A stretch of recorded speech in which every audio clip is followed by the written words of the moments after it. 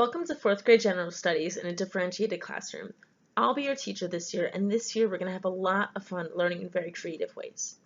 So you might be thinking that a regular classroom is a classroom set up of students sitting in rows, all facing the teacher, listening to the teacher lecture all day long. Well, in my classroom, it looks very different. In the beginning of the week, I'm going to explain what is going to be learned, and throughout the week, you'll be working at stations throughout the room independently or with your peers, or with me. So there'll be 4 or 5 stations around the room, and in the beginning of the week, I'll explain how all of it's going to function, where you're supposed to go, when you're supposed to go there, what I expect you to do. Now, what kind of things might we do at these different stations?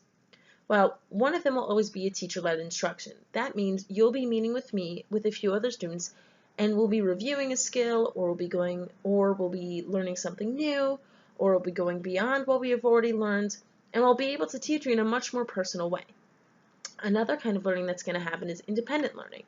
This might mean that you're working on an anchor activity. And now an anchor activity is an activity that you're working on throughout a unit or throughout the year, and you work on it at your own pace. I check to make sure that you're making progress along the way.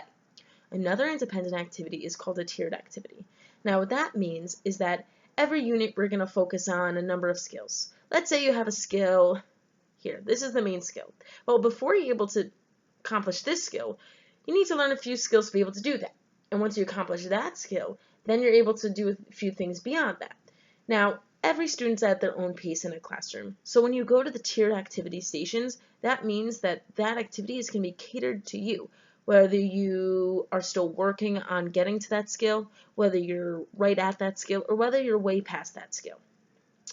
Another opportunity that you're going to have is cooperative learning. That means that you're going to work with other students in the class to be able to work collaboratively, meaning that you're working on building something, you're working on a project, you're sharing ideas, you're working on puzzles, you're working together to learn a skill. Now, you might be wondering, how does this all work? Well, in order for all this to really work, it's important that there are expectations set in place. That means that you are expected to work quietly, right? You're expected to work in a way that's soft voices, that your voice is not loud enough that it reaches another group. Another expectation is that you can work independently. That means that I can send you to a station and I can trust that you can work on your own without needing reminders every 30 seconds to stay on task. Another thing that this means is that I really expect that you're able to work with other people. That means to share ideas, to share materials, to share your thoughts in a positive and constructive way. I really look forward to a great year of creative learning in our classroom.